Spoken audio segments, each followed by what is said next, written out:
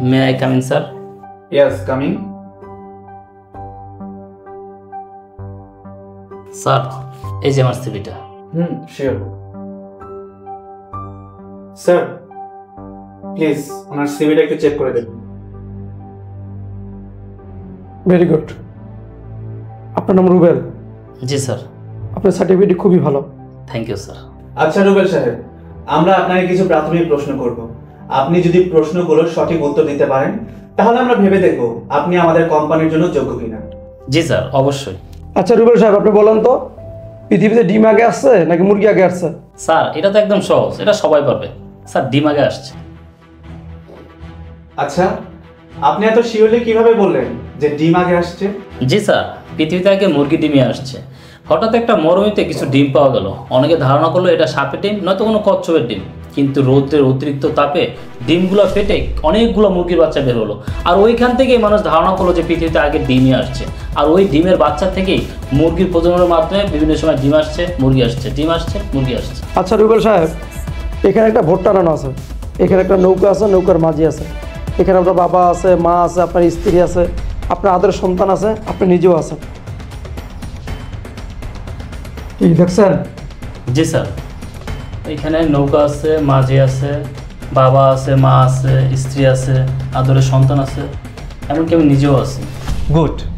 আচ্ছা রুবেল সাহেব, ধরুন আপনি আপনার পরিবারের সবাইকে নিয়ে একদিন নৌকা ভ্রমণে গেলেন। হঠাৎ করে নদীর মাঝপথে প্রচণ্ড ঝড় উঠল। তখন মাঝি আপনাকে চিৎকার করে বলল নৌকা থেকে যে কোনো একজনকে ফেলে দিতে হবে, তা না হলে নৌকা ডুবে যাবে। এমতো অবস্থা আপনি কাকে ফেলবেন বলুন? কি বলতেছেন স্যার? এইখান থেকে একজনকে ফেলে দিতে হবে? কিন্তু আমি কাকে ফেলবো?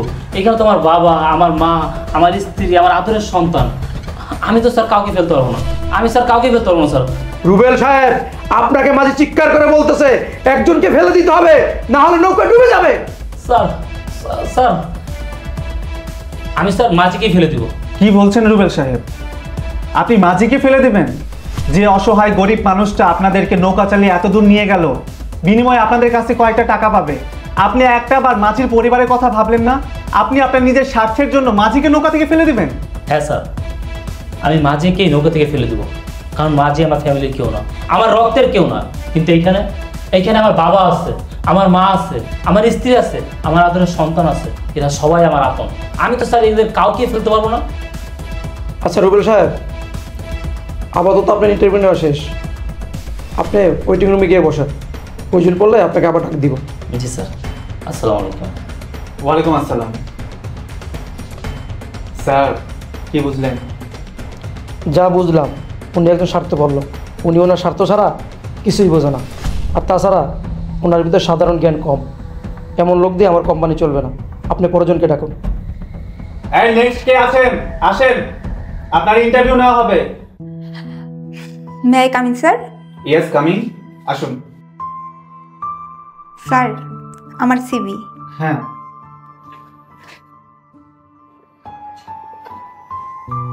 আপনি নেহা ইসলাম, তাই তো? জি স্যার। ওকে স্যার, প্লিজ ওনার সিভিটা চেক করুন। আপনার পেপারস খুবই ভালো, এই চাকরিটা আপনি পেতে পারেন। কিন্তু আপনাকে আমরা কিছু প্রশ্ন করব। এই প্রশ্নের সঠিক উত্তর যদি দিতে পারেন, এই চাকরির জন্য আপনাকে বিবেচনা করব। জি স্যার, আমি চেষ্টা করব আপনার সব প্রশ্নের সঠিক অ্যান্সার দেওয়ার জন্য। গুড। তবে আপনার প্রথম প্রশ্ন হচ্ছে, পৃথিবীতে ডিম আগে আসছে নাকি মুরগি আগে আসছে? অবভিয়াসলি পৃথিবীতে মুরগি আগে আসছে।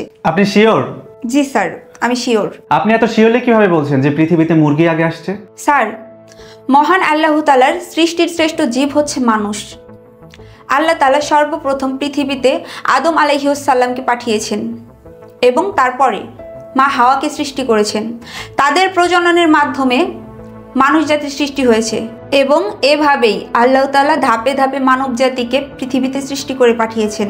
ঠিক এইভাবেই পৃথিবীতে মুরগি আগে এসেছে। মুরগির প্রজননের মাধ্যমে ডিম হয়েছে, ডিম থেকে বাচ্চা হয়েছে, আর এইভাবেই ধাপে ধাপে মুরগির সৃষ্টি হয়েছে।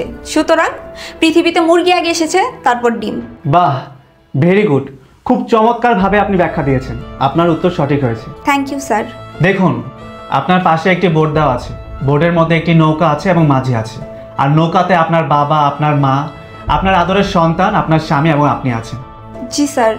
মনে করেন আপনার ফ্যামিলি নিয়ে নৌকায় দিয়ে ঘুরতে গেছেন, হঠাৎ করে নদীর ভিতরে ঝড় শুরু হলো, তুফান শুরু হলো। মাঝি আপনাকে চিৎকার করে বলতেছে এই নৌকা থেকে একজনকে নদীতে ফেলে দিতে হবে, না হলে নৌকা ডুবে যাবে। এই অবস্থায় আপনি কাকে ফেলে দিবেন বলুন? চুপ করে থাকবেন না, কাকে ফেলে দিবেন বলুন? না না স্যার, আমি আমি কাউকে ফেলতে পারবো না। এখানে যারা আছে সবাই আমার আপনজন, আমি কাউকে ফেলতে পারবো না। কিন্তু মাঝি আপনাকে চিৎকার করে বলতেছে যে কোনো একজনকে নৌকা থেকে ফেলে দিতে হবে, তা না হলে নৌকা ডুবে যাবে। দেরি করবেন না, তাড়াতাড়ি সিদ্ধান্ত নিন আপনি কাকে ফেলে দিবেন, বলুন তাড়াতাড়ি। স্যার, এটা আপনাদের কেমন প্রশ্ন?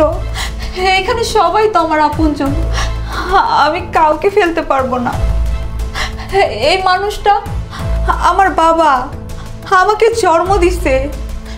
আর ইনি আমার গর্ভধারিণী মা, আমাকে 10 মাস 10 দিন পেটে রাখছে। আর এই মানুষটা আমার স্বামী, আমার সারা জীবনের দায়িত্ব নিয়েছে। আর আমার আদরের সন্তান, আমি ওনাদের কাউকে ফেলতে পারবো না স্যার।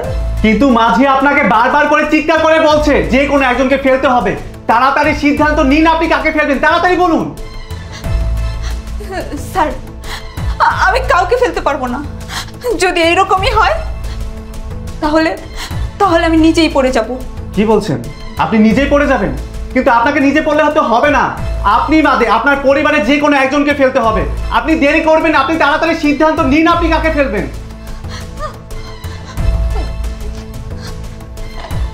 ঠিক আছে, যদি ফেলতেই হয় তাহলে আমি আমার বাবাকেই ফেলবো।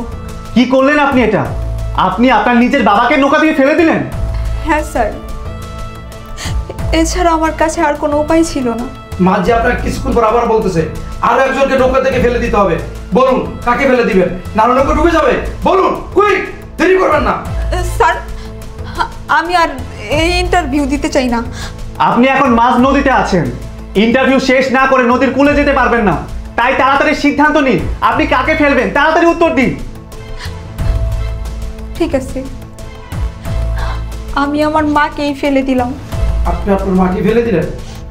জি স্যার, এছাড়া আমার কাছে আর কোনো অপশন নেই। শুনুন, কিছুক্ষণ পর মাঝি আবার বলতেছে ঝড়ের গতি বেড়ে গেছে, নৌকা দুলতেছে, যে কোনো সময় নৌকা ডুবে যেতে পারে। মাঝি আবার আপনাকে বলল নৌকা থেকে যে কোনো আরেকজনকে ফেলে দিতে হবে। এখন আপনি বলুন আপনি কাকে ফেলবেন। কি বলছেন স্যার আপনি এসব? আমি আমার বাবাকে, আমার মাকে ফেলে দিলাম, আরো কাউকে ফেলতে হবে? না না স্যার, এখানে বাকি আছে আমার স্বামী আর আমার সন্তান। আমি ওদের মধ্যে থেকে কাউকে ফেলতে পারবো না, আমি কাউকে ফেলবো না। কিন্তু আপনাকে তো ফেলতে হবেই, যে কোনো একজনকে ফেলুন। মাঝি আপনাকে বলতেছে যে কোনো একজনকে না ফেললে নৌকা ডুবে যাবে, আর যদি নৌকা ডুবে যায় তাহলে আপনারা সবাই মারা যাবেন। তাড়াতাড়ি সিদ্ধান্ত নিন আপনি কাকে ফেলবেন, তাড়াতাড়ি বলুন। আমি পারবো না স্যার, আমি পারবো না, আমি কাউকে ফেলতে পারবো। কিন্তু আপনাকে তো পারতে হবেই, তাড়াতাড়ি বলুন।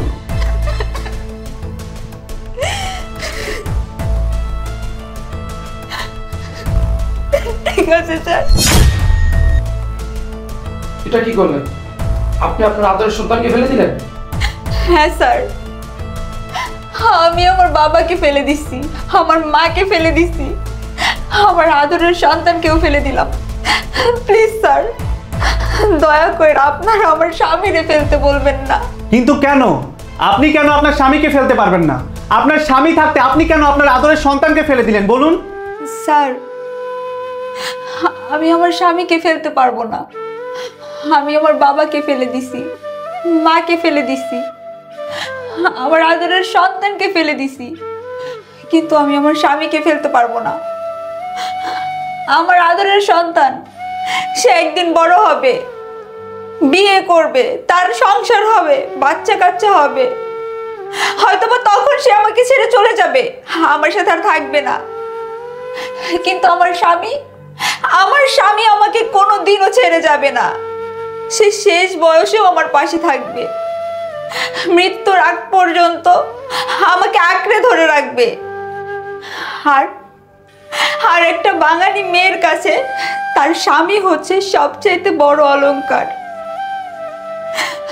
আমি আমার স্বামীকে ফেলতে পারবো না স্যার, প্লিজ স্যার, আপনারা দয়া করে আমার স্বামীকে ফেলতে বলবেন না। আমি আমার স্বামীকে ফেলতে পারবো না। আপনাকে আর কাউকে ফেলতে হবে না, এটা একটা পরীক্ষা ছিল, আপনি পরীক্ষায় পাশ করছেন। হ্যাঁ, আর আপনি চাইলে আগামীকাল থেকে আমাদের কোম্পানিতে জয়েন করতে পারেন। কি বলছেন স্যার, সত্যি? হ্যাঁ, একদম সত্যি কথা, আপনি আগামীকাল থেকে আমাদের কোম্পানিতে জয়েন করবেন। Thank you sir,